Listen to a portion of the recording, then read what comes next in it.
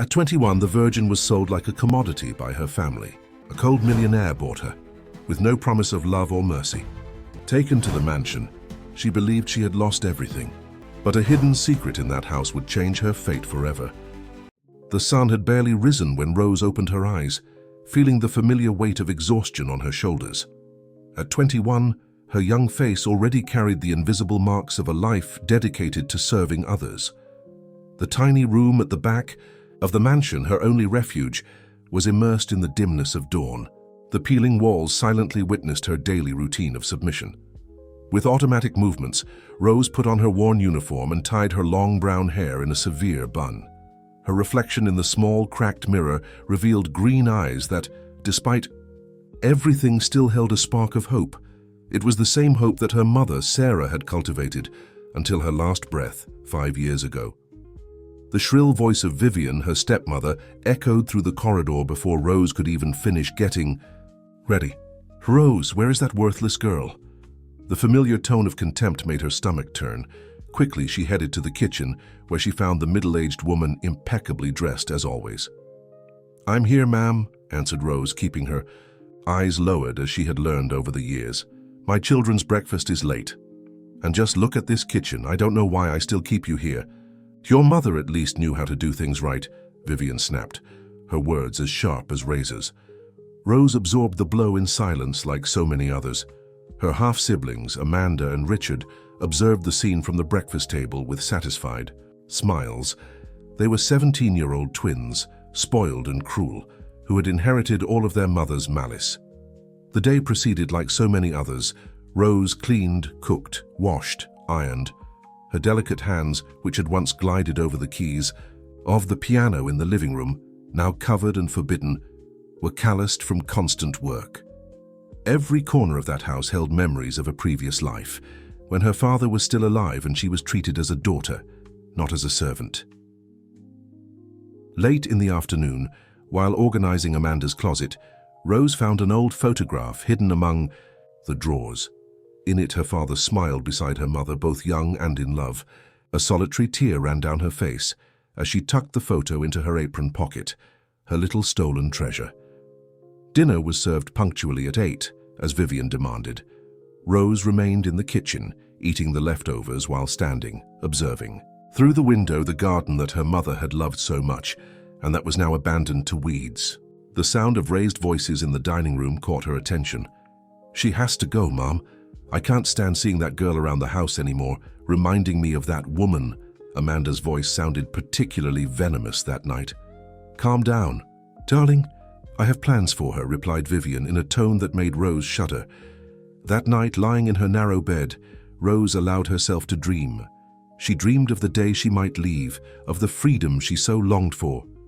Her fingers caressed the photograph hidden under her pillow, and she whispered a silent prayer, as she had done every night since her mother had passed away. What Rose didn't know was that this would be her last night in that house. Fate was about to turn its wheel in an unexpected way, and the following morning would bring changes she could never have imagined. On the horizon, a new life was taking shape. For better or worse, only time would tell. Morning arrived with a different atmosphere. Rose sensed it as soon as she opened her eyes. The silence in the house was dense, almost palpable. Normally at this hour, Vivian's shouts and the twins' demands would already be heard, but on that day, only silence reigned. She dressed quickly, and upon leaving her room, found Vivian standing in the corridor, an unsettling smile on her thin, painted lips. "Pack your things," she ordered dryly. "All of them." Rose felt her blood freeze in her veins. "My things, Mom." "Don't make me repeat myself. You have 15 minutes. With trembling hands, Rose gathered her few belongings. Some worn clothes, the photograph of her parents, a small book of poetry that her mother had given her, her only inheritance. Everything fit in an old suitcase she found at the back of the closet. When she returned to the living room, her heart almost stopped. A tall man dressed in an impeccable suit was standing by the window. His presence dominated the room, although he remained completely motionless. Rose couldn't see his face, but something about his posture made her shiver. "This "Is her," said Vivian, her voice honey-sweet in contrast to her usual harshness. "As we agreed." The man turned slowly. Rose estimated that he was about 35 years old. His eyes, a deep glacial blue, examined her with a coldness that made her feel exposed. His face, though undoubtedly handsome, seemed carved in marble. Hard, cold, inaccessible. "The documents." His voice was deep and controlled. Vivian quickly handed him a folder. "It's all here. The transfer of guardianship, the terms." Rose felt the world spin. Transfer of guardianship.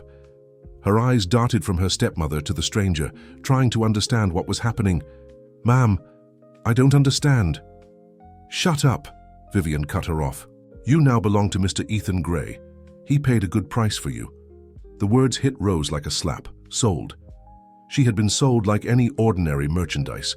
Her legs weakened, but she remained standing, years of silent resistance giving her strength.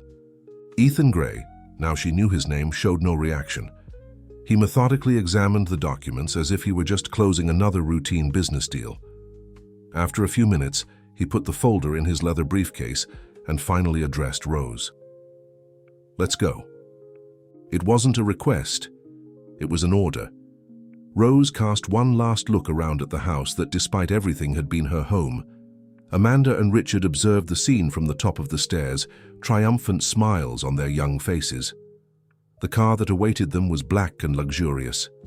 The driver, as silent as his employer, opened the rear door.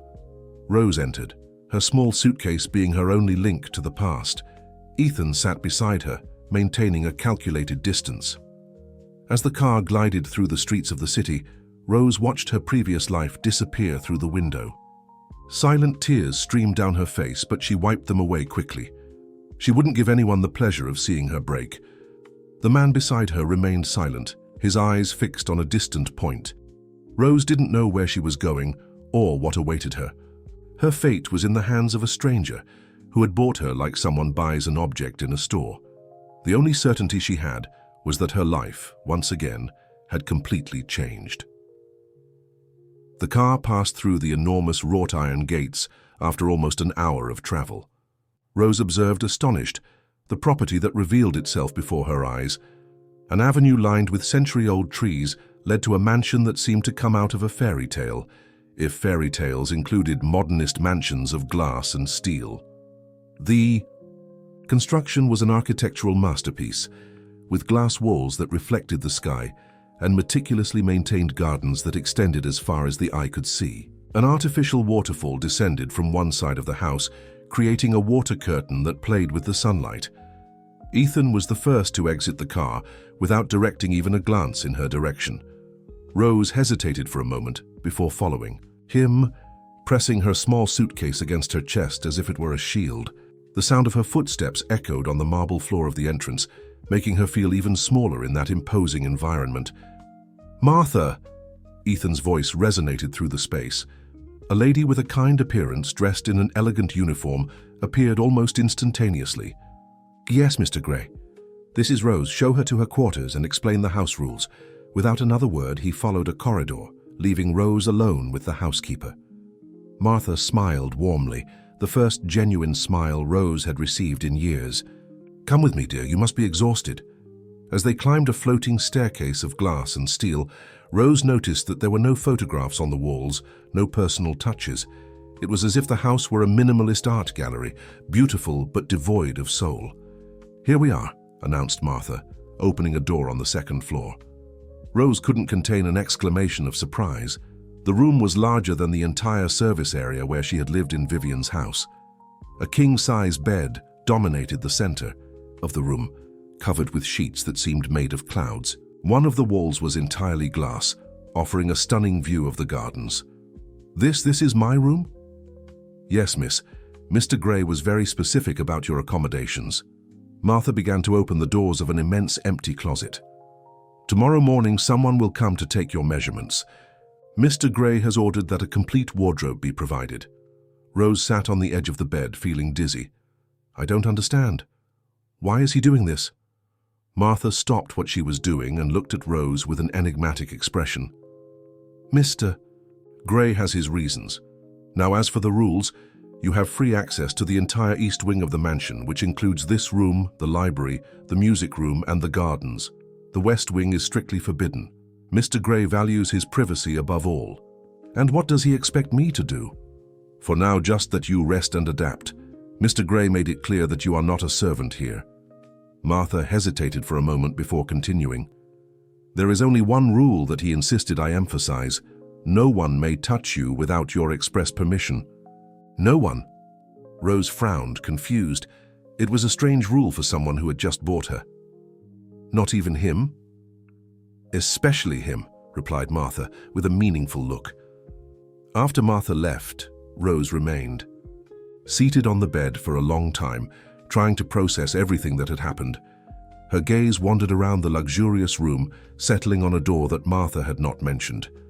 Moved by curiosity, she approached and opened it. It was a bathroom, worthy of a spa, with a bathtub that looked more like a pool and a shower with various jet configurations. On the marble counter, she found beauty products from the most expensive brands, all new and untouched. As she prepared to take a bath, Rose heard a distant melody. Someone was playing the piano somewhere in the mansion, a melancholy and deeply sad music. She approached the window and saw a light on in the west wing, the forbidden wing. Night fell over the crystal mansion, bringing with it more answers. Rose lay down on the most comfortable bed she had ever known, but sleep was slow to come. In her mind, the image of Ethan's cold blue eyes mingled with the melody of the piano, creating a mystery she couldn't decipher. In the silence of the room, she promised herself that she would discover the truth behind all of this. Why would a man buy a young woman only to treat her like a princess? What was hidden in the west wing? And why, despite all the luxury and comfort, was there so much sadness in that solitary music? The first ray of sun found Rose already awake, observing the gardens from her window. She had slept little, her mind still processing the twists of the previous day. The room, which at night had seemed almost unreal in its luxury, took on new contours in the morning light. A soft knock on the door announced Martha's arrival, bringing a breakfast tray that would make a five-star hotel seem modest. "Good morning. Miss Rose, I hope you slept well." "Martha, please just call me Rose," she asked, still uncomfortable with so much formality.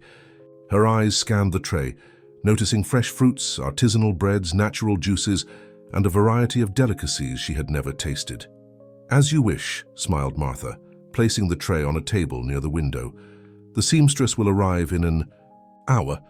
Afterward, if you like, I can show you the library and the music room." Rose nodded, but something in her face must have betrayed her thoughts because Martha added, "He's not at home if that's what worries you. Mr. Gray left early for a business meeting." After breakfast and the session with the seamstress, who seemed determined to create a wardrobe fit for a queen, Rose followed Martha through the corridors of the mansion. The library left her breathless, 2 entire walls of books, from floor to ceiling, with a movable ladder to reach the highest shelves. "You can read any book you wish," explained Martha. "Mr. Gray is a great appreciator of literature." But it was the music room that made Rose's heart stop for a moment. In the center of the room, a Steinway & Sons grand piano gleamed under the natural light that entered through the windows. Her hands tingled with the desire to touch the keys. "Do you play?" asked Martha, noticing her gaze. "I used to," replied Rose, her voice laden with memories. "My mother taught me when I was little. After she passed away, Vivian forbade me from approaching the piano." Martha observed her for a moment before saying, "This piano is here to be played, Rose. Mr. Gray doesn't keep instruments just for decoration." With hesitation, Rose sat at the piano. Her hands trembled slightly when she touched the first note. The quality of the sound was incomparable. Closing her eyes, she let her fingers find the notes of an old lullaby that her mother used to play. The Kahi. Melody filled the room. Each note carrying contained emotion. It was as if 5 years of forced silence were being released through the music. When the last note dissipated in the air, Rose opened her eyes and found Martha discreetly wiping away a tear. "That was extraordinary," said a deep voice behind them. Rose stood up with a start. Ethan was standing at the door, his face an indecipherable mask. How long had he been there? Martha quickly withdrew, leaving them alone. "I'm sorry, I shouldn't have," began Rose, but Ethan interrupted her with a gesture. "Who taught you to play like that?" "My mother," she answered, gathering courage to face him. "Sarah was a music teacher." Something passed through Ethan's eyes, a flash of recognition, but it was so quick that Rose thought she had imagined it. He approached the piano, maintaining a respectful distance. "Sarah," he murmured, as if the name had a special meaning. Then his face returned to its usual neutral expression. "You have free access to this room. The piano is yours to use whenever you want." Before Rose could thank him, he had already turned to leave, but he stopped at the door and, without turning around, added, "Your mother taught you well." Rose remained in the music room for hours, exploring the instrument, rediscovering her love for music. Occasionally, she found herself thinking about Ethan's reaction to her mother's name. There was something there, an untold story, a mystery that was beginning to take shape. Late in the afternoon, while practicing a Beethoven sonata, she noticed an old folder of sheet music on a shelf. Upon opening it, her heart almost stopped. They were handwritten compositions, and she immediately recognized the handwriting. It was her mother's. How had those sheet music pieces arrived there? What else was Ethan Gray hiding in his crystal mansion? The questions multiplied in her mind, but one thing was certain. There was much more to this story than appeared, and she was determined to discover the truth. In the days that followed, Rose established a routine at the mansion. The mornings were dedicated to the piano, the afternoons to reading in the library, and the nights. The nights were filled with the distant sound of the piano in the West Wing, where Ethan played his melancholy melodies. A week after her arrival, during a particularly rainy afternoon, Rose was exploring the highest shelves of the library when a book caught her attention. It was an old scrapbook hidden among volumes of classical literature. Upon opening it, her heart accelerated. They were newspaper articles about piano concerts, all highlighting a young pianist named Catherine Gray. "His mother," said Martha, who had entered the library silently. "She was a brilliant pianist." Rose ran her fingers over a yellowed photograph. Catherine Gray had the same penetrating blue eyes as her son, but hers overflowed with warmth and life. "What happened to her?" Martha hesitated, her eyes wandering through the library as if looking for indiscreet ears. "She left when Mr. Ethan was only 12 years old. It was a blow from which he never fully recovered." "And his father?" "William Gray was a difficult man," Martha chose her words carefully. "After Catherine left, he became even more rigid. With Ethan, he transformed the sensitive boy who loved music into a man who learned to hide his emotions." Rose continued leafing through the album, absorbing every detail. On one of the last pages, she found something that made her catch her breath, a photograph of Catherine alongside a young woman whom she knew very well. "My mother," whispered Rose, touching the smiling face of Sarah in the photograph. She knew Catherine Gray." Martha took the photograph with trembling hands. They were close friends. Sarah was one of Catherine's few private students.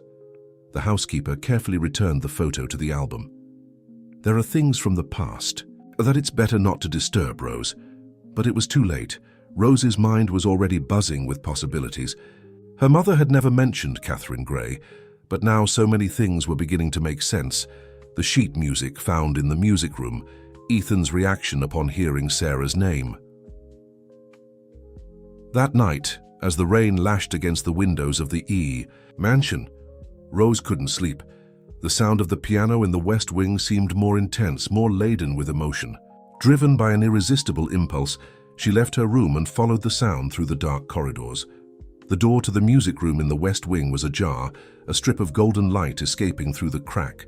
Rose knew she shouldn't be there, but something stronger than her reason propelled her forward. Through the opening, she saw Ethan at the piano, completely absorbed in the music. He was playing a composition that she knew well. It was one of her mother's favorites, a piece that Catherine Gray had composed. His fingers danced over the keys, with a passion that contrasted drastically with his usual coldness.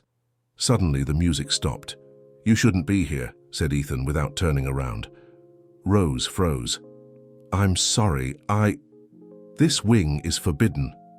His voice was controlled, but Rose perceived an underlying note of tension. "I recognize the music," she said, gathering courage. "My mother used to play it." Ethan finally turned, his eyes meeting hers in the dimness. For a moment, Rose saw his mask of indifference waver. "Your mother," he began, but stopped as if the words hurt him. "She knew your mother, didn't she? They were friends." Rose took a step forward, entering the room. "Why did you bring me here, Mr. Gray? What's the real reason?" The silence that followed was heavy, laden with unspoken secrets. Ethan rose from the piano, his tall figure casting a long shadow on the floor. "Return to your room, Rose. There are things it's better not to know." But Rose remained where she was. "I have the right to know. If this involves my mother—" "What do you want to know?" he interrupted, his voice cutting. "That your mother was my mother's best friend? That they shared dreams of freedom? That when my mother left, the only person who maintained contact with her was Sarah?" He approached, his eyes shining in the dim light. "Or do you want to know why, after your mother passed away, I spent years looking for you?" The revelation hit Rose like lightning. Her legs weakened and she had to lean against the wall. Ethan took another step in her direction, but maintained the distance he always preserved. "You knew all this time? You knew who I was?" "From the moment Vivian contacted me, offering you as merchandise," he replied, his voice laden with bitterness.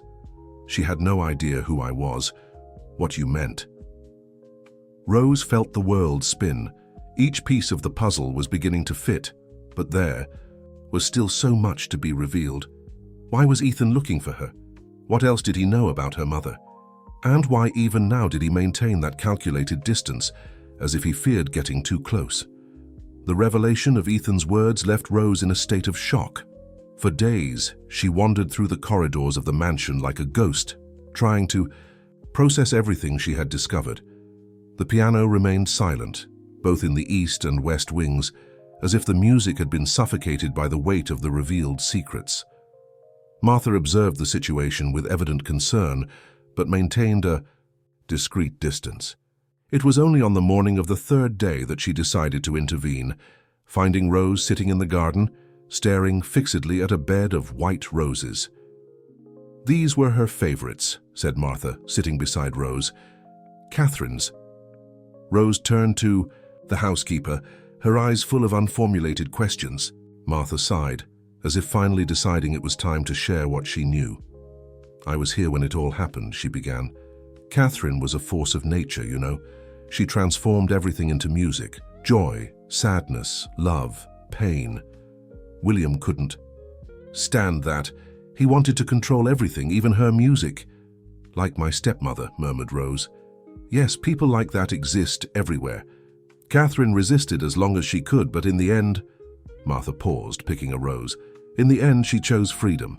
Sarah helped her leave. And Ethan? He was only 12 years old. He was a sweet boy, talented like his mother. William, well, he blamed the music. He forbade Ethan from playing, locked the piano, burned the sheet music. But he couldn't burn them all. Rose remembered her mother's sheet music in the music room. The ones I found. Catherine entrusted them to Sarah before she left. Your mother kept them all these years, until—" Martha hesitated. "Until she too passed away," completed Rose, feeling a lump in her throat. "Ethan never forgave his father for pushing Catherine away. When he took over the family business, the first thing he did was look for his mother. But it was too late." Martha twirled, the rose between her fingers. "That's when he discovered the friendship between Catherine and Sarah, and about you. But why did he look for me? Why would he care about me?" Martha smiled softly. "Do you remember something that happened about 15 years ago? A day in the park, perhaps?" Rose frowned, trying to search her oldest memories. Suddenly, a memory emerged, nebulous like a dream. She, at 6 years old, playing in the park. A boy crying alone on a bench. She had approached, offered her handkerchief with embroidered musical notes. It was him. whispered Rose, the realization hitting her like a wave. The boy in the park. It was Ethan. Yes, confirmed Martha. It was the day Catherine left. Ethan had run away to the park, devastated. A little girl approached him, offered a handkerchief, and said something he never forgot. "Music never abandons those who truly love it," recited Rose, the words returning to her memory like magic. "My mother always said that." Ethan kept that handkerchief. Years later, when he discovered that the little girl was Sarah's daughter, he swore he would protect her. But when he finally found you, "I was trapped with Vivian," completed Rose, tears flowing freely down her face. "He couldn't just take you out of there without a legal reason." "When Vivian offered to sell you," Martha stopped, leaving the implication hanging in the air. Rose stood up abruptly. "I need to talk to him." "He's in his office," said Martha.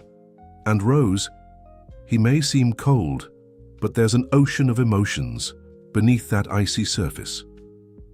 With determined steps, Rose crossed the mansion toward the office.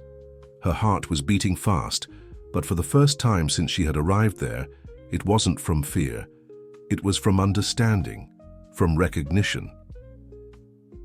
Upon reaching the office door, she took a deep breath.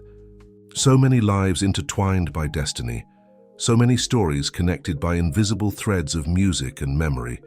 It was time to face the truth, to break the last barriers of ice that separated them. Rose knocked softly on the office door. The "come" and that came from inside sounded more like a whisper than an order. Upon opening the door, she found Ethan standing by the glass wall, observing the rain that was beginning to fall on the gardens.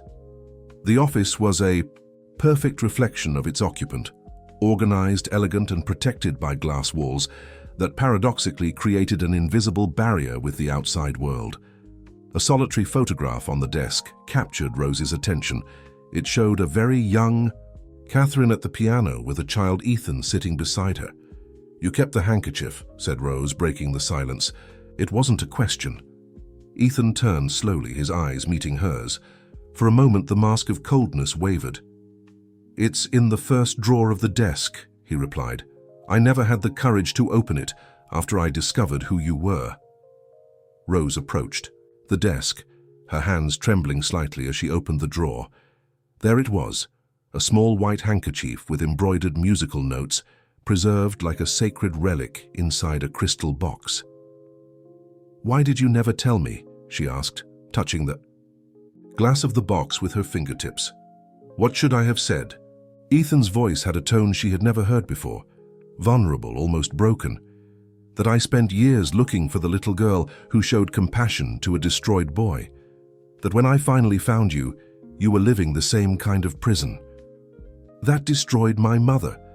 Rose turned to face him. "You could have taken me out of there before. Not without causing a scandal that would have harmed you more than helped. Vivian has powerful connections, Rose. I needed to do it legally in a way that she couldn't reverse. So you waited for her to offer me as merchandise," concluded Rose, the realization hitting her like lightning. "You knew she would do it eventually." Ethan nodded, his jaw tense. "People like her always end up revealing their true nature. I just needed to be prepared when it happened. And my mother's sheet music. How did they get here?" "Sarah sent them to me," revealed Ethan, approaching the desk, "shortly before passing away, along with a letter." He opened another drawer and removed a yellowed envelope. Rose took the letter with trembling hands. Her mother's handwriting, so familiar and painfully absent, covered several pages. She began to read in silence. "Dear Ethan, if you are reading this letter, it means I wasn't able to protect Rose as I would have liked. The sheet music I send is more than music. It's the story of two women who dared to dream of freedom. Your mother and I shared more than melodies. We shared the same desire to fly. Catherine achieved her wings, but I made a different choice. I stayed for Rose, knowing that Vivian would eventually show her claws. When that happens, I need you to protect my daughter, not out of obligation or promise, but because you, more than anyone, understand what it means to be imprisoned in a golden cage. The sheet music contains more than musical notes. Between the pages, you will find the truth about the past, about Your father about Vivian. Use this information wisely, Ethan. And remember, music never abandons those who truly love it. Rose let the pages fall onto the desk, silent tears running down her face. Ethan remained motionless, respecting her moment of grief and discovery. "What truth is this that my mother mentions?" she finally asked, wiping away the tears. Ethan took a folder from his desk. "Vivian is not who she claims to be. She and my father, they conspired together. The departure of our mothers was not a coincidence." "What do you mean?" "They planned everything, Rose. William Gray and Vivian were lovers for years. They orchestrated a plan to push Catherine away and take control of the Gray fortune. Your father, he discovered the truth, and that's why." Rose felt her blood freeze in her veins. Her entire life had been built on lies and betrayals.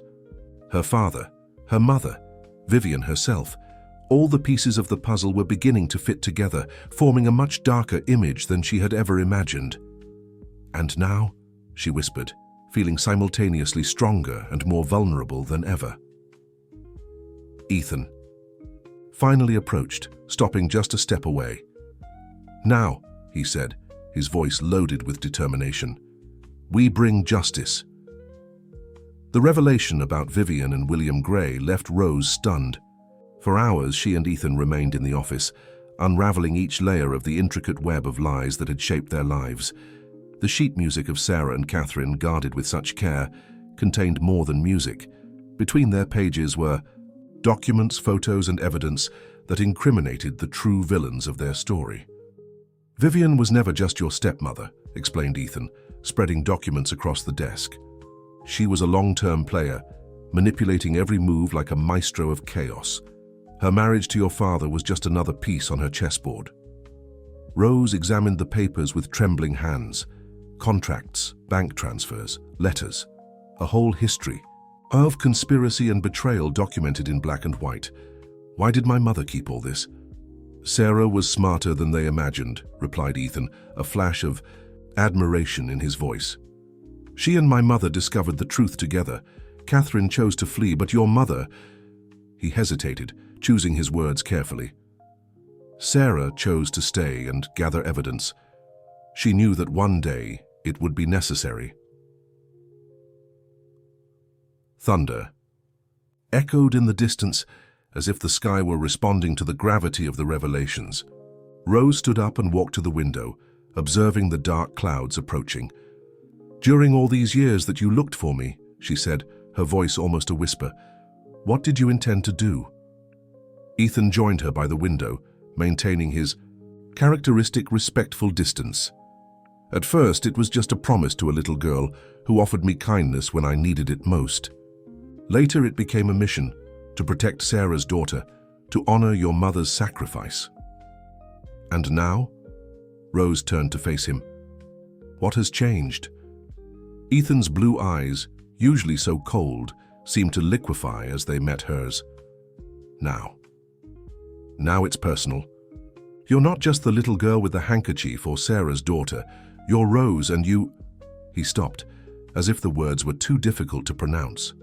"I what?" she insisted, taking a step in his direction. "You made me believe in music." "Again," he completed, his voice hoarse with emotion. "After my mother left, I continued playing, but it was as if the notes were empty. Then you arrived and your music, and it's like hearing the sun rise." Rose felt her heart accelerate. It was the first time she had seen Ethan truly vulnerable. His defenses lowered, his soul exposed like the open sheet music on the desk. "Is that why you never come close?" she asked softly. "Are you afraid to allow yourself to feel?" "I'm afraid of not deserving," he admitted. "After everything our families went through, after so much pain." "Music never abandons those who truly love it," quoted Rose, taking another step in his direction. "My mother didn't say that just about melodies, did she? It was about love, too." Lightning illuminated the office, projecting their shadows on the wall like a single silhouette. Ethan remained motionless, but Rose could see the conflict in his eyes, the desire to approach fighting against years of self-imposed control. "We can't let them win," said Rose, her voice gaining strength. Vivian, your father, they tried to destroy love, music, everything that was beautiful in our lives. We can't allow them to continue controlling us, even from a distance." Ethan nodded slowly, his eyes fixed on hers. "Are you ready to face them?" "Vivian won't give up easily when she discovers that we know the truth." "I'm ready," affirmed Rose with conviction. "But first," she came even closer until she was just a breath away. "First, we need to break the last glass wall between us." Thunder roared again, closer now, as if nature itself were awaiting with expectation what would happen next. In the office illuminated by lightning, two souls marked by the past finally met in the present, ready to rewrite their future, no longer as victims, but as protagonists of their own story. The following morning found Rose and Ethan in the library, surrounded by documents and cups of coffee. The rain from the previous night had given way to a shy sun, which entered through the windows and illuminated the pile of evidence on the table. "Vivian was always meticulous in her records," explained Ethan, separating some sheets. "Each transfer, each agreement with my father. She documented everything, thinking these proofs would protect her. She never imagined they could turn against her." Rose examined the documents with renewed attention. Her artist's mind, accustomed to seeing patterns and connections, began to trace invisible lines between the facts. "They started this much earlier than we imagined, didn't they? Their relationship, the plans." "Yes," confirmed Ethan, his voice tense. "My mother and yours discovered it by chance. Catherine found some letters, and when she confronted my father, he stopped, taking a deep breath. That's when everything fell apart." Rose rose from her chair and walked to the nearest bookshelf, her fingers sliding over the spines of the books as she thought. "We need to be smarter than them," she said finally. "Vivian and your father think they have all the power, that no one can touch them. That's their greatest weakness." Ethan observed her with a mixture of admiration and curiosity. Since the previous night in the office, something had changed between them. The physical distance still existed, but the emotional barriers were beginning to crumble like a dam yielding to the pressure of water. "What do you have in mind?" he asked, approaching. Rose turned to face him, her eyes shining with determination. "They've underestimated us our whole lives. They saw me as a useless servant, you as a controllable son. They never imagined we could unite, that we would discover the truth." A rare smile appeared on Ethan's lips. "Go. Honey, what if?" proposed Rose, walking back to the table. "Instead of confronting them directly, we used their own strategy against them, make them expose themselves." Ethan leaned over the table, his face close to hers as they examined the documents. Together, Rose's gentle perfume enveloped him, making it difficult to maintain focus. "How?" "Your company is about to make a major acquisition, isn't it? Something Vivian and your father have been watching closely." "The merger with the Riviera Group," confirmed Ethan. "It's the biggest deal of the year. Vivian has been pressuring my father to interfere, claiming I've been too emotional in my decisions lately." Rose smiled, a smile that mixed sweetness and astuteness. "What if we gave them exactly what they want? A chance to save us from ourselves?" Over the following hours, the plan took shape. Each detail was meticulously elaborated, each movement calculated like notes in a complex score. Rose revealed herself to be a natural strategist, her artistic sensitivity translating into a unique ability to foresee reactions and behaviors. "You're extraordinary," said Ethan softly, when the sun was already setting on the horizon. They were alone in the library, Martha having withdrawn hours ago with the empty coffee cups. Rose raised her eyes from the documents, meeting Ethan's intense gaze. "I'm just doing what our mothers would do, fighting for truth, for justice." "It's not just that," he took a step in her direction, eliminating part of the distance he always maintained. "You have something special, Rose, something that goes beyond music, beyond strategy. You have your own light." Rose's heart accelerated.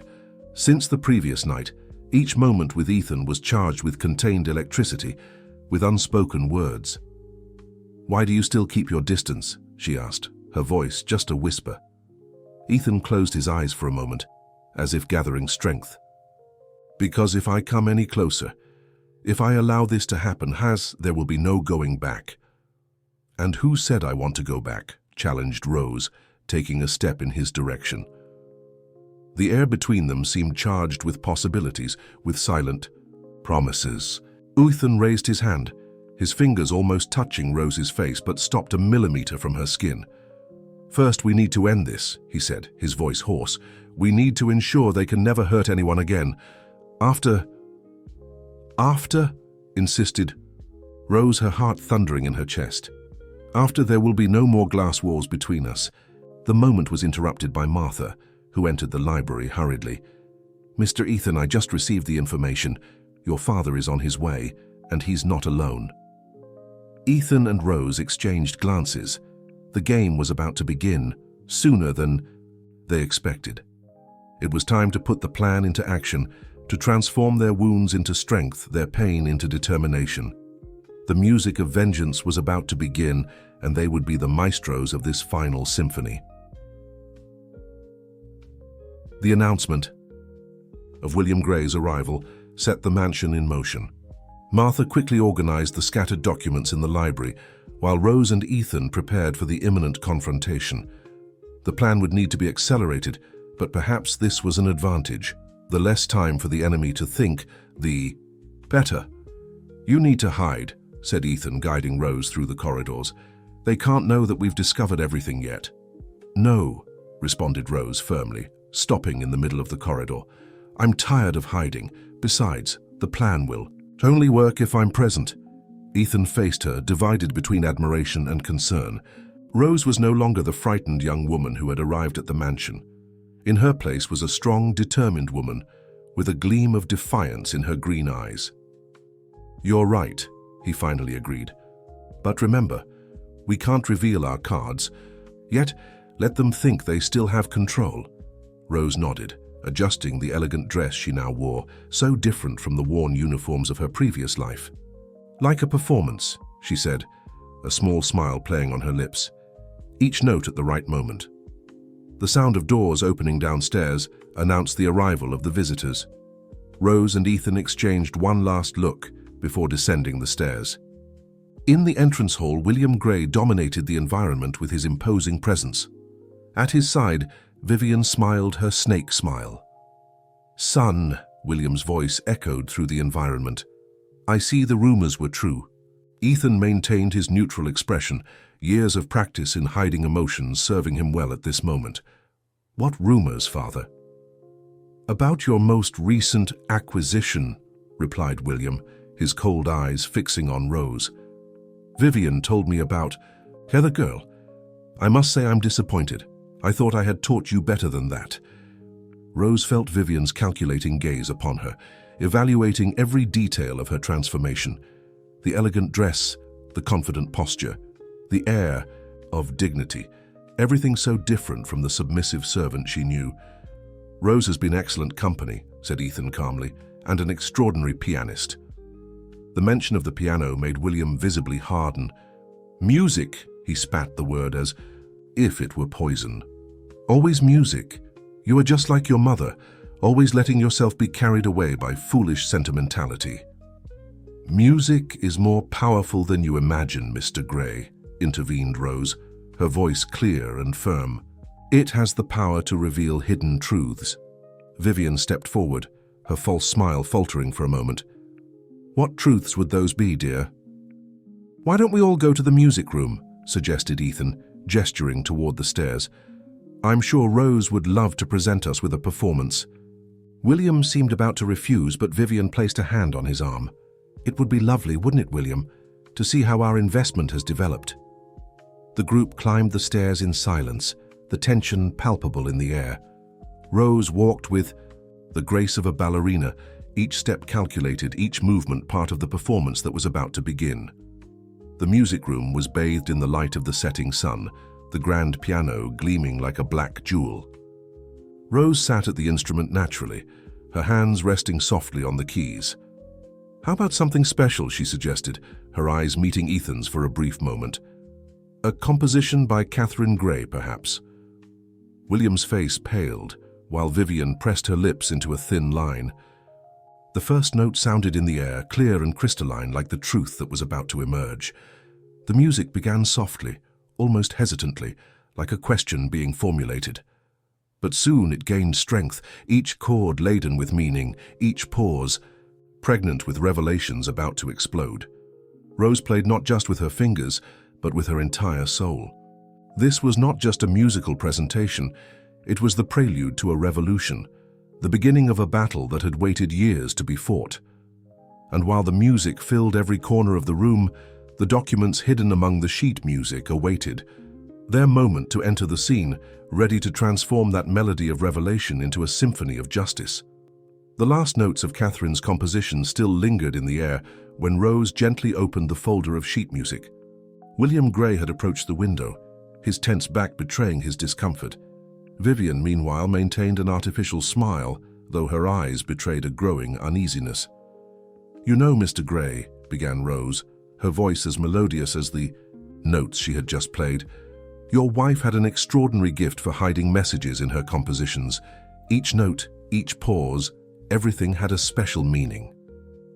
"I don't want to hear about Catherine," William cut in brusquely, still not turning around.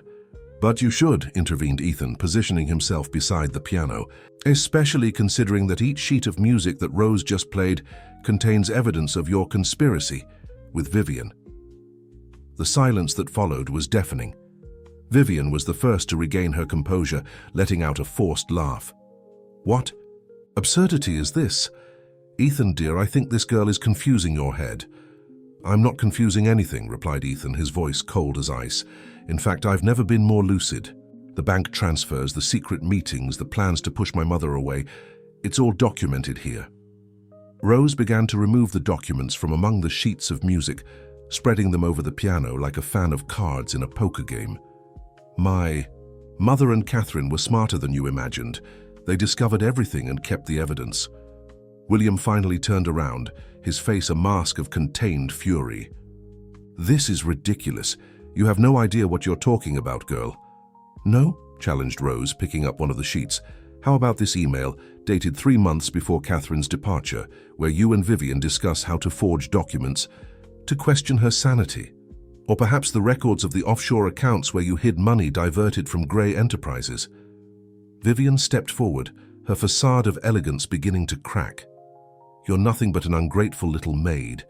After everything I did for you, everything you did for me," Rose stood up from the piano, years of controlled anger and hurt in her voice. "You turned my life into hell.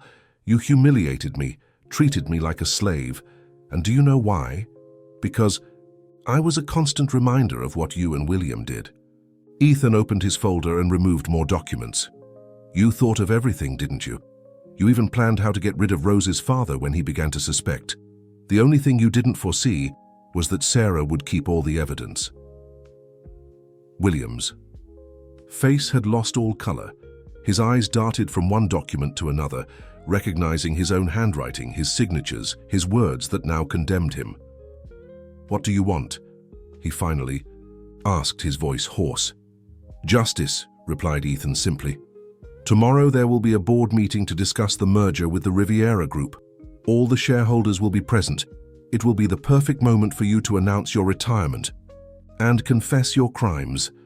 Vivian let out a hysterical laugh. "You've gone mad. Do you really think you can blackmail us?" "It's not blackmail," corrected Rose, picking up another sheet. "It's poetic justice. Just as you use documents and lies to destroy lives, we will use the truth to restore them." Martha chose this moment to enter the room, carrying a tray with tea. Her timing was perfect as always. Behind her, 2 men in dark suits waited in the corridor, the lawyers that Ethan had discreetly summoned. "Mr. Alvarez and Mr. Thompson, I would like to discuss the terms of the confession," announced Martha calmly, as if she were merely serving afternoon tea. William staggered to a chair, seeming to age decades in minutes. Vivian, on the other hand, remained erect, her calculating eyes evaluating every available option. "You wouldn't do this to your own father," she said to Ethan, trying one last card. "Think of the scandal, the shame to the Gray name." Ethan approached, rose, and for the first time since she had arrived at the mansion, he allowed himself to touch her hand gently. The true legacy of the Greys is not in the name or the companies. It's in the music you tried to silence, in the truth you tried to bury. Rose intertwined her fingers with Ethan's, feeling the strength that flowed between them. "It's time to face the consequences," she said, her voice firm. "Music always reveals the truth in the end." The sun was setting on the horizon, painting the music room with tones of gold and crimson. The piano, silent witness to so many secrets, reflected the light as if it too were celebrating the moment when the truth finally came to light. The lawyers occupied Ethan's office until late into the night, drafting documents and establishing terms. William Grey, finally confronted with the weight of his actions, signed paper after paper with trembling hands. Vivian, isolated in an adjacent room, alternated between empty threats and attempts at negotiation. Rose observed everything from the library, where she had taken refuge with a cup of tea provided by Martha. The gentle aroma of jasmine calmed her as she processed the events of the day. Ethan entered silently, closing the door behind him. "Everything is underway," he said, sitting beside her on the sofa. "Tomorrow, at the board meeting, my father will make the official announcement of his retirement. The confession about the embezzlements will be presented to the proper authorities. And Vivian, she has no choice. The documents implicate her as much as my father. Besides," Ethan hesitated, a small smile appearing on his lips. "Apparently she has other crimes to answer for. The illegal sale of a person, for example." Rose couldn't help but laugh ironically. "She dug her own grave by selling me to you." Actually, Ethan moved a bit closer. "She gave us the greatest gift of all, the chance to bring justice and to find each other." Rose's heart accelerated with the proximity. The tension between them, previously contained by the urgency of events, now returned with full force. "Martha told me more about that day in the park," she said softly. "About how you kept the handkerchief all these years. It was the only thing that made me believe there was still goodness in the world," confessed Ethan. "After my mother left, I completely closed myself off. But that small gesture of kindness, it was like a light in the darkness." Rose turned to face him completely. "And now, with all the truth revealed, with Vivian and your father facing the consequences, what happens to us?" Ethan raised his hand, and this time he didn't hesitate to touch Rose's face. His fingers were surprisingly soft against her skin. "Now there are no more barriers between us, no more secrets, no more pain. No more glass walls," she whispered, remembering the promise made days before. "No," he replied, his voice hoarse with emotion. "Just music." The kiss that followed was like a perfectly executed symphony, soft at the beginning, growing in intensity, each movement perfectly synchronized. Rose's hands found their way to Ethan's hair, while he pulled her closer, as if wanting to compensate for each moment of forced distance. When they finally separated, breathless, the world seemed different, brighter, more full of possibilities. "I know," said Rose, her fingers playing with the collar of Ethan's shirt. "We still have to discover what happened to your mother. The documents mentioned that she maintained contact with my mother." Ethan nodded, his eyes shining with a new determination. "And we will discover it. Together. But now," he stood up, extending his hand to her. "How about we play something? Duet, perhaps?" Rose accepted his hand, allowing herself to be guided to the music room. The piano awaited them, its keys reflecting the moonlight that entered through the windows. It was the same instrument that had witnessed so many revelations, hours before, but now it seemed different. No longer a bearer of secrets, but a messenger of joy. They sat together on the piano bench, their bodies touching naturally, as if there had never been any distance between them. The first notes of an old song by Catherine filled the air, no longer a melody of sadness, but a hymn of liberation. As they played, Rose realized that her life had transformed into something she had never dared to dream. From silenced servant to respected pianist, from prisoner to liberator, her journey was living proof that love, like music, had the power to break any chain. And there, under the moonlight, With her fingers dancing over the keys in perfect harmony with Ethan, Rose finally understood the true meaning of her mother's words. Music never abandons those who truly love it, because love in its purest form is the most powerful music of all. The morning of the board meeting dawned clear and bright, as if nature itself wanted to witness the moment of transformation that was to come. Rose adjusted the navy blue blazer that Martha had set aside for her, observing her reflection in the mirror. The frightened young woman who had arrived at the mansion weeks ago had given way to a confident and determined woman. "Are you ready?" asked Ethan, standing at the door of the room. He was especially elegant in his dark suit, but it was his eyes that captured Rose's attention. There was a different gleam in them, a mixture of determination and serenity. "Almost," she replied, picking up something from her dressing table. It was the handkerchief embroidered with musical notes, now framed in a delicate silver frame. "I thought this should be present today." Ethan smiled, approaching to examine the handkerchief. "The beginning of everything," he murmured, his fingers lightly brushing against Rose's as he touched the frame. The journey to the headquarters of Grey Enterprises was made in a comfortable silence, their hands intertwined on the leather seat of the car. William and Vivian had been taken separately, escorted by the lawyers who would ensure compliance with the agreement. The lobby of the imposing mirrored building was bustling when they arrived. Executives and shareholders were conversing in small groups, some casting curious glances at Rose. After all, it wasn't every day that the always solitary Ethan Grey arrived at a board meeting accompanied. "Mr. Grey," an elegant middle-aged woman quickly approached. "We weren't expecting... your father always conducted these meetings." "Things are changing, Mrs. Martinez," replied Ethan calmly. "And this is Rose Wilson, my partner," completed Rose with a gentle smile, shaking the surprised woman's hand. The meeting room was impressive, with an oval mahogany table that accommodated 30 people. William was already there, looking as if he had aged a decade in one night. Vivian, seated at his side, kept her chin raised in a last effort of dignity. As the board members took their places, Rose noticed the confused looks that ran between William and Ethan. It was evident that something important was about to happen. They just didn't know what. Ethan stood up, his presence naturally dominating the environment. "Ladies and gentlemen, I thank you all for your presence. Before we discuss the merger with the Riviera Group, my father has an important announcement to make." The silence that followed was heavy. William rose slowly, his hands trembling slightly as he held the papers in front of him. When he began to speak, his voice was hoarse. "For the past 20 years, I have been the president of Grey Enterprises. Today, I come to announce not only my retirement, but also to make a confession." The buzz that followed was quickly silenced when William continued, revealing years of financial manipulation, embezzlement, and most shockingly, the conspiracy to push Catherine Grey away from the company and the family. Rose observed the reactions around the table, shock, disbelief, indignation, but her eyes always returned to Ethan, admiring the strength with which he faced this moment. When William finished his confession, he seemed to have physically diminished. Vivian kept her eyes fixed on the table, her fingers compulsively gripping the edge of her folder.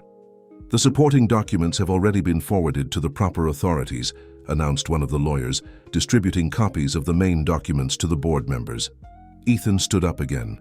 "As the current CEO of Grey Enterprises, I take full responsibility for guiding our company through this transition. The merger with the Riviera Group will continue as planned, but with complete transparency and within the most rigid ethical standards." An older executive, whom Rose recognized as one of the longest-serving board members, stood up.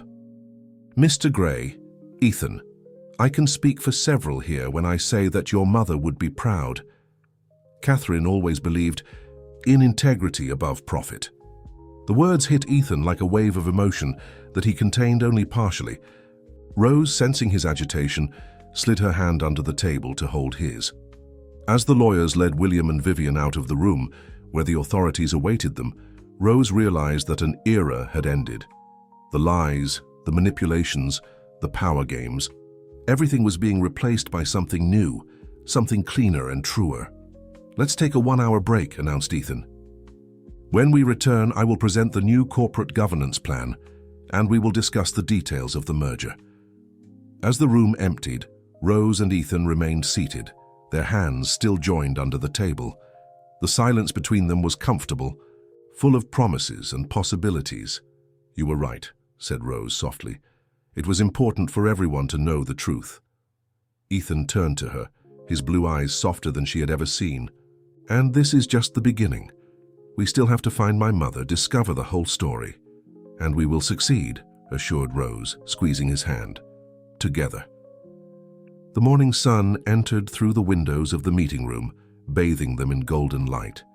It was a new day, a new beginning. And as they observed the city below, both knew that their lives had changed forever, not just because of the justice done, but because of the love they had found in the process. The weeks that followed the board meeting were intense. The press had a field day with the revelations about William Gray and Vivian, but Ethan handled the situation with a dignity that impressed everyone. Gray Enterprises not only survived the scandal, but emerged stronger, with a new transparency policy that regained the market's trust. Rose, for her part, found her own path. With Ethan's encouragement, she began giving piano lessons at the cultural foundation maintained by the company. Her mornings were filled with the joy of sharing music with underprivileged children, keeping her mother's legacy alive. On a particularly pleasant afternoon, while organizing sheet music in the mansion's music room, Rose found an envelope she hadn't noticed before, hidden in a false drawer of the piano. Her heart raced as she recognized Catherine Gray's handwriting. "Ethan!" she called, her voice trembling slightly with excitement. He appeared almost instantaneously, as if he had sensed the importance of the moment. "What did you find?" "A letter from your mother," replied Rose, carefully opening the yellowed envelope. "And there's something else here. Coordinates?" Ethan sat beside her on the piano bench, his eyes fixed on the paper Rose was holding. The letter was dated just 3 years ago. "My dear son, if you are reading this letter, it means you have finally discovered the truth. Sarah kept me informed about everything over the years until her last day. She told me about the strong and upright man you have become, even carrying so many scars. I couldn't return before because it would have been dangerous, for me and for you. Your father and Vivian had too much power, and I needed to protect something precious, the truth. All the documents that proved their crimes were with me, and Sarah was my only safe connection to the past. Now that you have found this letter, it means you are ready. The attached coordinates will lead you to a special place, a small village on the Italian coast where I found peace, and more importantly, where I kept all the evidence that was missing to complete the puzzle. But Ethan, my son, remember, music was never just about notes and sheet music. It was about freedom, about love, about the courage to be who we really are. I see that you have finally understood this, thanks to a special young woman who, like you, carries music in her soul. With all my love, Catherine." Ethan stood up abruptly, walking to the window. Rose could see the storm of emotions on his face, reflected in the glass. "She's alive," he whispered, his voice choked. "All this time." Rose stood up and went to him, wrapping her arms around his waist from behind. "And she never stopped thinking about you, worrying about you." Ethan turned in her arms, his blue eyes shining with contained tears. "We're going to find her," he said, his voice firm despite the emotion. "Will you come with me?" "As if I could." "Stay behind," smiled Rose, rising on her tiptoes to kiss him softly. The kiss was interrupted by Martha, who hurriedly entered the room. "Forgive the intrusion, but I thought you would like to know. The lawyers just called. William and Vivian have accepted the judicial agreement. There will be no trial." The news was received with a mixture of relief and melancholy. It was the closing of a painful chapter, but also the beginning of something new. "When do we leave?" asked Rose, her fingers intertwined with Ethan's. "Tomorrow," he replied, a genuine smile illuminating his face. "The company jet can take us to Italy." "Martha, could you—" "I'm already arranging everything," interrupted the housekeeper with a maternal smile. "The bags will be ready in a few hours." That night, Rose and Ethan sat at the piano together, playing Catherine's compositions. But now the melodies no longer carried sadness. They were promises of reunion, of redemption, of love. "You know," said Rose, resting her head on Ethan's shoulder as their fingers danced over the keys, "I think our mothers always knew this day would come, that we would find each other, that we would bring justice, and that we would find our own path to freedom," completed Ethan, turning to kiss her forehead.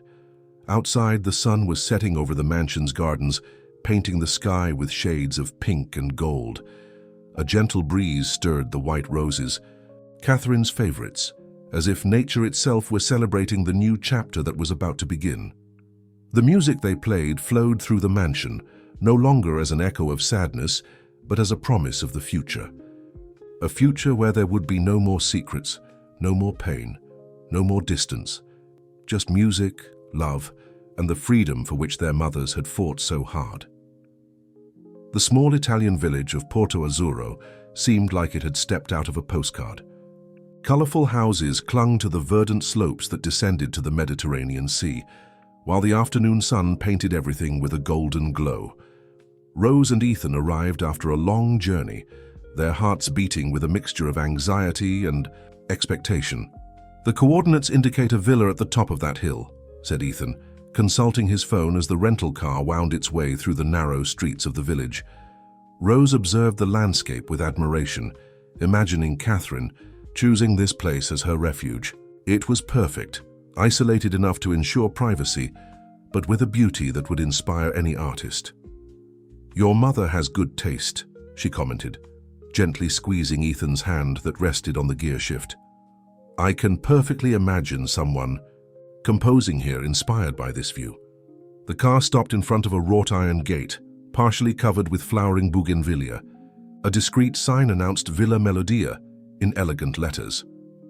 "Villa Melodia," whispered Ethan, a smile appearing on his lips. Of course she would choose this name. Before they could ring the bell, the gate began to open automatically. A woman was standing at the beginning of the stone path that led to the house, tall, elegant, with grey hair pulled back in an unpretentious bun. Her eyes, the same intense blue as Ethan's, shone with contained tears. "My son," said Catherine Gray, her voice trembling slightly. Ethan was paralyzed for a moment, as if he couldn't believe that moment was real. Rose gently pushed him forward, and that was all he needed. In a few steps, mother and son were finally reunited, 20 years of absence dissolving in a tight embrace. Rose observed the scene with tears in her eyes, her heart overflowing with emotion. Catherine finally pulled away a little from Ethan, though she kept her hands on his face as if wanting to memorize every detail. "You've become such a handsome man," she said softly, "so much like what I always knew you would be." Her eyes then turned to Rose. "And you must be Sarah's daughter. You have her eyes and her strength." Rose approached, immediately being enveloped in a warm embrace. "Your mother would be so proud of you," whispered Catherine. "She always knew that you and Ethan would find each other one day." The villa was even more impressive inside. The entrance hall led to a spacious room where a Bosendorfer grand piano occupied a place of honor. The walls were covered with photographs, Catherine at various concerts, Sarah smiling in happy moments, Ethan as a child at the piano. "I never stopped following your life," explained Catherine, guiding them through the house. "Sarah was my eyes and ears. She told me about your progress in the company, about how you kept music alive even in secret." "Why didn't you come back sooner?" asked Ethan, his voice soft but laden with contained emotion. Catherine led them to an office on the second floor. An entire wall was covered with newspaper clippings, documents, photographs, a meticulously organized timeline of William and Vivian's crimes. "Because I needed to be sure I had enough evidence," she replied, opening a safe hidden behind a painting. "I couldn't risk returning without having a way to protect you. William was too powerful, had too many connections. If I returned unprepared, he would destroy any chance of justice." "And now we don't need this evidence anymore," said Rose softly. "They confessed everything." Catherine smiled, smile that illuminated her entire face. Thanks to both of you. Sarah always said you had a special gift, Rose, not just for music, but for touching people's souls. The afternoon turned into evening as they talked, sharing stories, filling in the gaps of 20 years of separation. Catherine took them to a terrace with a view of the sea, where a table had been set for dinner. All these years, she said, serving wine in crystal glasses, I kept music alive here. I taught, composed, performed small concerts. Music was my connection to you, Ethan, even at a distance. And now? He asked, holding his mother's hand across the table. Will you come back with us? Catherine looked at the sea, then at the young couple before her. Yes, she finally answered, but not to live in the mansion. That place has too many memories. I thought of transforming this villa into a music school, a place where talents can flourish freely. A school? Rose's eyes shone with interest. Yes, smiled Catherine. And I'd like you to help me run it, Rose. Your talent as a teacher shouldn't be limited just to the classes at the foundation. The sun was setting on the horizon, painting the sky with shades of pink and orange. A gentle breeze brought the scent of jasmine from the garden, mixed with the salt of the sea. It was a perfect moment, a new beginning. To music, toasted Catherine, raising her glass, and to the love that brought us back together. To music, responded Rose and Ethan in unison, their hands intertwined under the table, their hearts beating in perfect harmony with the sound of the waves breaking on the beach below. The days at Villa Melodia passed like a dream. Catherine enchanted Rose with stories about Sarah, sharing precious memories that filled the voids in her heart. The mornings were dedicated to planning for the music school. The afternoons were filled with music, the three of them taking turns at the piano, their melodies echoing through the house and descending the hill to the sea. On one of these afternoons, while Catherine was in the village resolving issues related to the transformation of the property into a school, Ethan found Rose on the terrace, contemplating the sunset. "A penny for your thoughts," he said, embracing her from behind and resting his chin on her shoulder. "I was thinking about how life comes full circle," responded Rose, leaning back against him. "A few weeks ago, I was practically a prisoner, without hope, without a future. Now?" encouraged Ethan, turning her in his arms so he could see her face. "Now I have everything I ever dreamed of. A family, music, love." She touched his face softly. "And to think that it all began with a handkerchief embroidered with musical notes." Ethan smiled, that rare smile that she had learned to love. "Speaking of musical notes," he took a small velvet box from his pocket, "there's something I want to show you." Rose's heart raced when he opened the box, revealing a delicate platinum ring. The design was unique.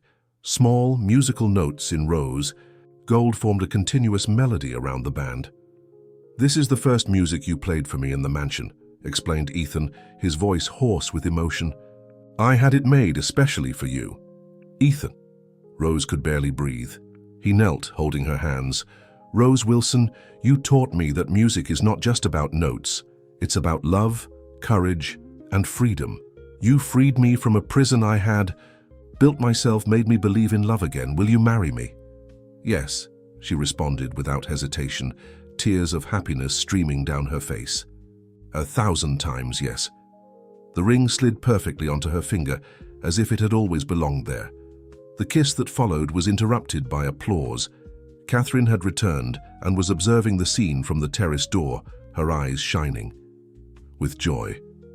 "Finally," she exclaimed, approaching to embrace the two.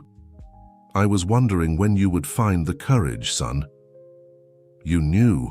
asked Rose, admiring how the ring sparkled in the setting sun. "Of course I knew. Ethan asked for my help." "With the ring design," Catherine smiled, her blue eyes identical to her son's overflowing with emotion. "Sarah and I always dreamed of this moment, you know. We always knew you were destined for each other." That night they celebrated with a small improvised party on the terrace. Catherine played her most joyful compositions on the piano that they had moved outside especially for the occasion. The neighbors from the village, curious about the music, joined the celebration, bringing wine and food.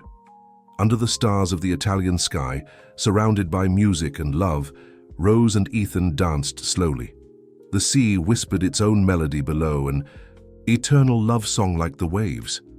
"Do you know what I love most about you?" murmured Ethan in her ear as they danced. "What?" "How you transformed our story of pain into a symphony of love." Rose smiled, resting her head on his chest. "We did that together, like a perfect duet." Catherine observed the couple with tears in her eyes, her heart overflowing with gratitude. Finally, after so many years of separation and suffering, music had fulfilled its greatest purpose, uniting hearts, healing wounds, creating love. Villa Melodia would gain a new chapter in its history. It would not just be a music school, but a symbol of rebirth, of second chances, of love that overcomes all barriers. There, where the sea meets the sky and where music dances with the wind, Rose and Ethan would build their future together. And, thus under the starry sky of the Italian coast, a new melody began. No longer a song of sadness or loneliness, but a symphony of love, hope, and happiness. Because, as their mothers always said, music never abandons those who truly love it. And love, like the most beautiful of melodies, has the power to transform lives, heal hearts, and create miracles. The months that followed the engagement were a whirlwind of activities. Villa Melodia was rapidly transforming. New classrooms were being built on the adjacent land, keeping the original structure of the house intact. Pianos arrived weekly, each one carefully selected by Catherine, who insisted that each instrument had its own personality. Rose divided her time between helping with the school and planning the wedding, which they decided to hold right there at the villa. The ceremony would be intimate, with only close friends and the students who were already beginning to attend experimental classes at the school. On a particularly busy morning, while supervising the arrival of yet another piano, Rose found Catherine in the old office organizing papers. "I found something you should see," said Catherine, handing her a yellowed envelope. "These are letters your mother sent me over the years. This one in particular. Well, I think she would want you to have it." Rose sat in the armchair by the window, her hands trembling slightly as she opened the envelope. Her mother's familiar handwriting made her heart ache. "Dear Catherine, today Rose turned 16. Vivian made her work all day, as always, but at night, when everyone was asleep, I went to her room. I found her silently playing piano on the dresser, her fingers dancing in the air as if the keys were there. My heart broke and filled with hope. At the same time, she is so much like both of us, Catherine. She has your strength, my persistence, and a light of her own that not even the darkness of this house can extinguish. Yesterday, I caught her looking at an old picture of Ethan in the newspaper, an article about promising young businessmen. Her eyes shone in a special way, and for a moment I saw the future we always dreamed of for them. Continue keeping Ethan safe. One day, when the time is right, our children will meet. And when that happens, the music we've kept in our hearts will finally be able to be played in its fullness. With love, Sarah." Rose wiped away the tears that flowed freely down her face. She knew, as all this time she knew, that Ethan and our mothers were always extraordinary, smiled Catherine, sitting beside Rose. They saw beyond the present, beyond the pain. They saw the love that was destined to flourish. The sound of footsteps interrupted the conversation. It was Martha, who had arrived from Italy to help with the wedding preparations. "Sorry to interrupt, but the florists are here to discuss the arrangements." Rose carefully tucked the letter into her diary and followed Martha to the terrace, where an explosion of flowers awaited her approval. White roses, Catherine's favorites, mixed with orchids in soft blue tones, creating a perfect harmony. "Flowers are like musical notes," commented Catherine, who had followed them. "Each one has its tone, its personality. Together they create a visual symphony." The rest of the afternoon was dedicated to decisions about music, decoration, and menu. Ethan, who had temporarily returned to the United States to resolve company matters, participated via video call, his smile illuminating the notebook screen whenever Rose appeared in the field of vision. At night, after everyone had retired, Rose remained on the terrace admiring the lights of the village below. The ring on her finger gleamed under the moonlight, the small musical notes telling their own love story. Martha joined her, bringing 2 cups of tea.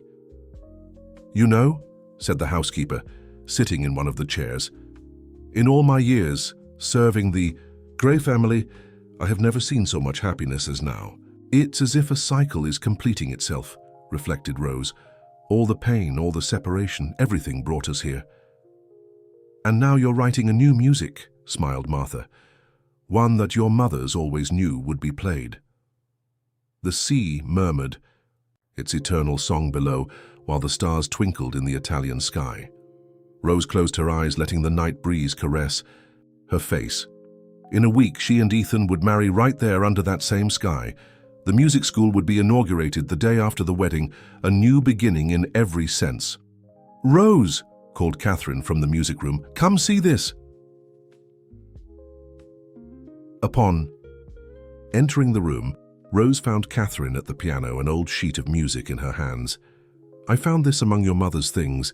It's a composition we made together, Sarah and I, when you and Ethan were little. It was never played in public."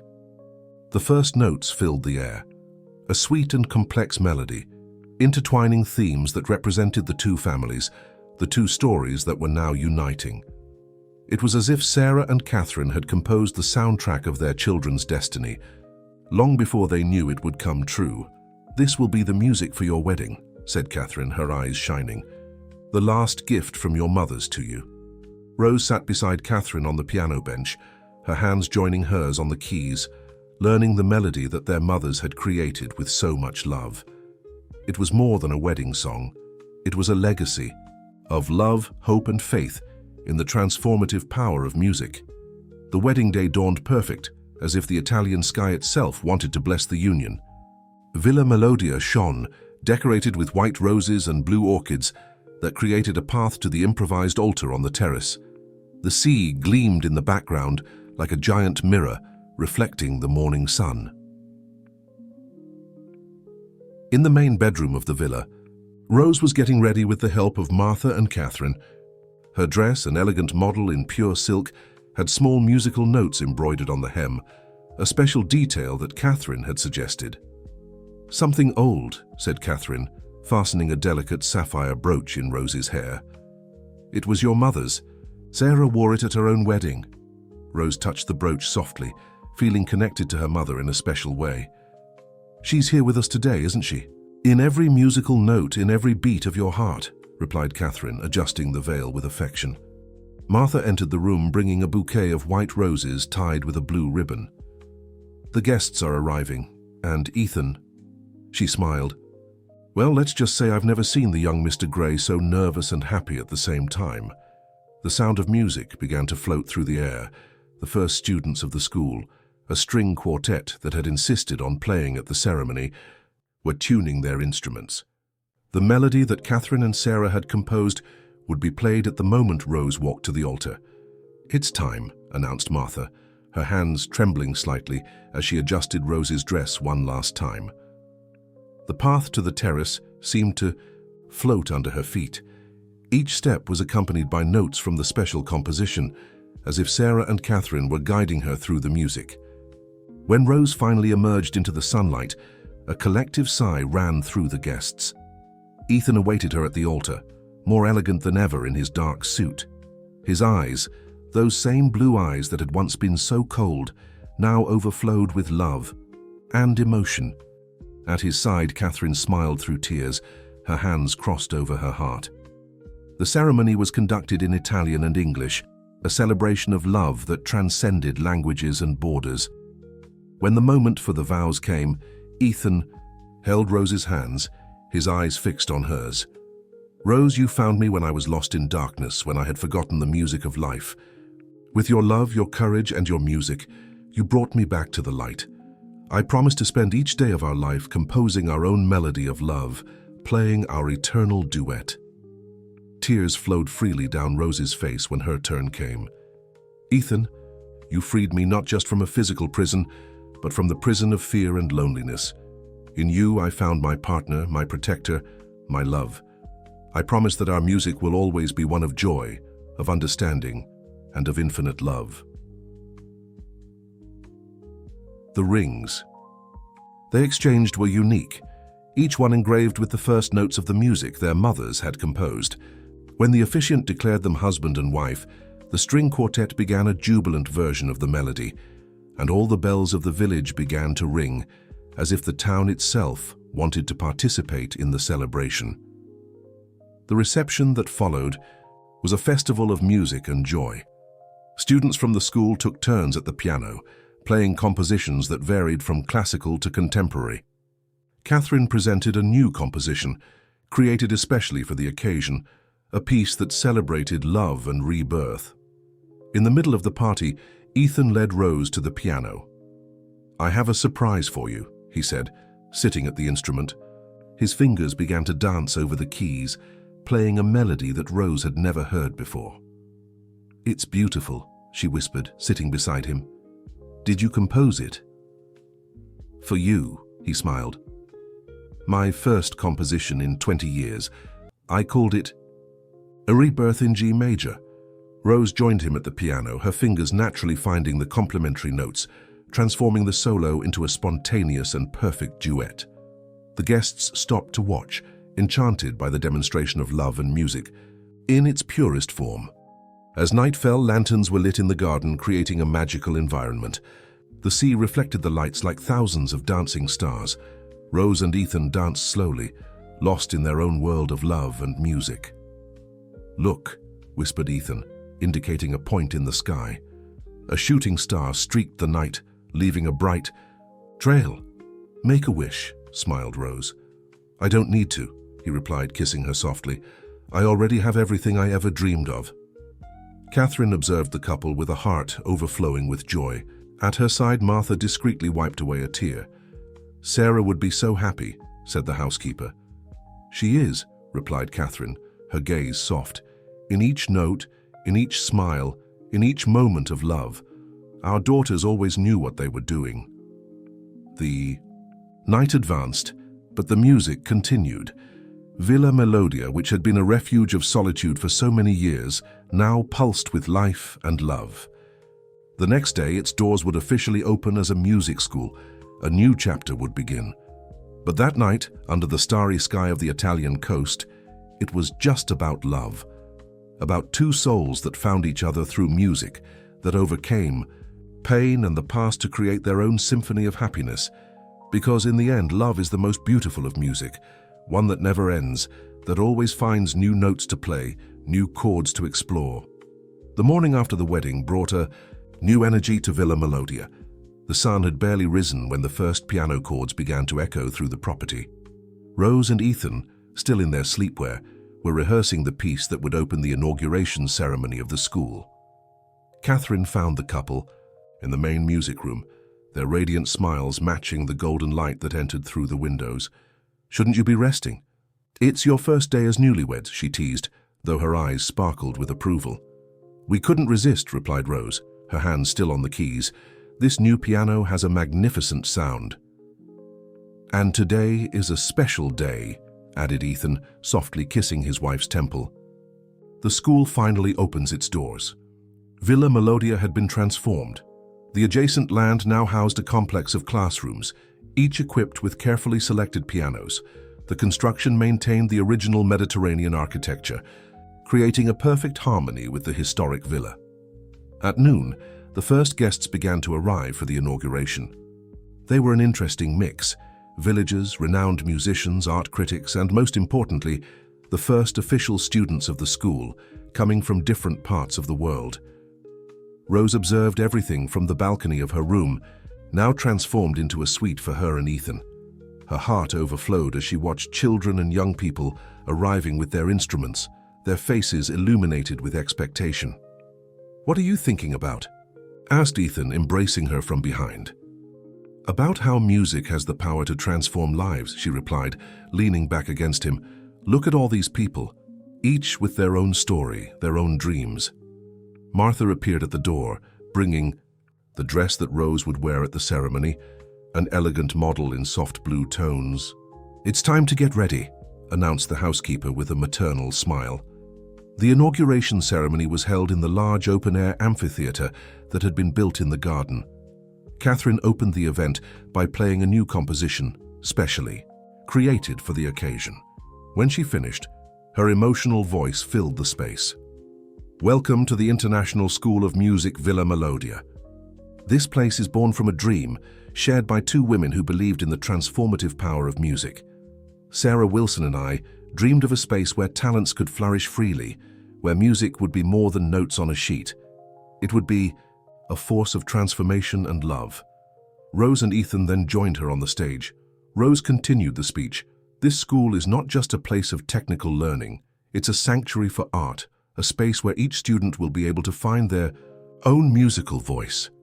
Our doors are open to all who dream of music, completed Ethan. We will offer full scholarships for young talents who don't have financial means, because we believe that music should know no barriers. The first official concert of the school was a joint presentation by the teachers, renowned musicians, who had been carefully selected not only for their talent, but for their passion for teaching. The program included everything from classics to contemporary compositions, culminating with the piece that Catherine and Sarah had composed so many years before. Among the special guests was a group of children from the local orphanage, whom Rose had met during her visits to the village. Their eyes shone with admiration as they watched the performances, and Rose knew that among them were some of the future scholarship students of the Iwa school. At the end of the afternoon, while the guests circulated through the gardens during the reception, Rose found a quiet moment in the main music room. She sat at the piano, her fingers sliding softly over the keys.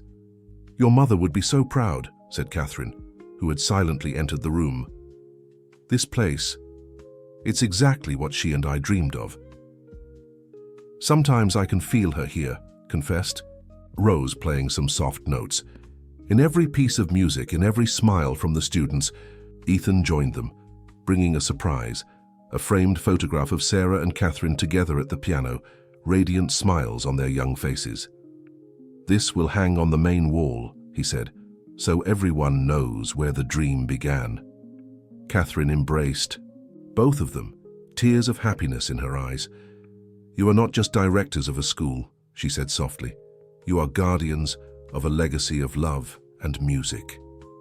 Outside, the sun was beginning to set, painting the sky with shades of pink and gold. The sound of laughter and music floated through the gardens, while the first students tried out the pianos in their new classrooms. Villa Melodia was coming to life in a new way, no longer as a refuge of solitude, but as a beacon of hope and art. It was the beginning of a new era, a new melody being composed, not just by Rose and Ethan, but by each person who passed through those doors, carrying dreams and music in their hearts. 5 years passed since the inauguration of the International School of Music, Villa Melodia. What began as a dream had transformed into one of the most respected musical institutions in Europe. The gardens, once silent, now lived filled with music and laughter, while students from all parts of the world pursued their musical dreams. On a particularly beautiful spring morning, Rose walked through the corridors of the school, her belly softly rounded, announcing the arrival of their second child. Her daughter Sarah, 3 years old, ran ahead of her, her dark curls bouncing in the wind as she greeted each student by name. The sound of a familiar piano attracted her to one of the main rooms. Ethan was seated at the instrument, teaching a simple melody to a group of children from the local orphanage. His face, once always serious, now lit up with frequent smiles, especially when a student managed to master a difficult passage. "Daddy!" shouted little Sarah, running into her father's arms. Ethan caught her with ease, sitting her beside him on the piano bench. "Princess," he smiled, "do you want to show your friends what you learned?" With the concentration characteristic of the Greys, Sarah positioned her little fingers on the keys and began to play a simplified version of Für Elise.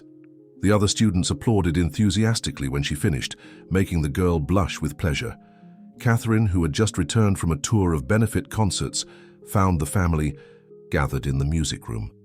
Her hair was completely silver now, but her eyes maintained the same vivacious sparkle. "Grandma!" Sarah jumped from the piano bench, into her grandmother's arms. "My love," smiled Catherine, embracing her granddaughter. Her eyes met Rose's belly. "And how is my future pianist?" "Very active," laughed Rose, caressing her belly, "especially when there's music." The student said goodbye, leaving the family alone in the room. Ethan approached Rose, enveloping her in his arms, while Catherine sat at the piano with Sarah. "Sometimes it still seems like a dream," whispered Rose, watching her daughter try to accompany her grandmother in a simple melody. "All this happiness, it's not a dream," replied Ethan, softly kissing her temple. "It's the life our mothers always knew we would have." Martha entered the room, carrying a tray with tea and cookies. Even after so many years, she continued caring for everyone with the same maternal affection. "The new scholarship application forms have arrived," she announced, "and there's a girl. You need to hear her play. She has the same gift you had at her age, Rose." The afternoon passed tranquilly, with the family gathered in the music room. Catherine told stories about her latest tour, Sarah practiced her scales, and Rose and Ethan discussed plans to expand the scholarship program. Dusk, as the sun painted the sea gold, everyone gathered on the terrace for dinner. It was a tradition they had maintained since the wedding. Dinners in the open air with music and conversations, celebrating the family they had built. "Mommy," called Sarah, her green eyes, identical to Rose's, shining with curiosity. "Tell again the story of the handkerchief with musical notes?" Rose smiled, exchanging a complicit look with Ethan. It was the girl's favorite story, the tale of how her parents met, of how love and music had transformed lives. "Once upon a time," began Rose, "there was a little girl who believed in the power of music to heal wounded hearts." As the story unfolded, the gentle sound of the sea mingled with the notes that came from the classrooms, where some students were still practicing. It was a perfect symphony, the music of love, of family, of the life they had built together. Villa Melodia continued to be a place of transformation, where musical dreams gained wings and hearts found their own melody. Rose and Ethan had created more than a school. They had created a legacy of love and music that would continue through the generations. And so, under the starry sky of the Italian coast, the music continued. Because some melodies never end. They just transform, grow and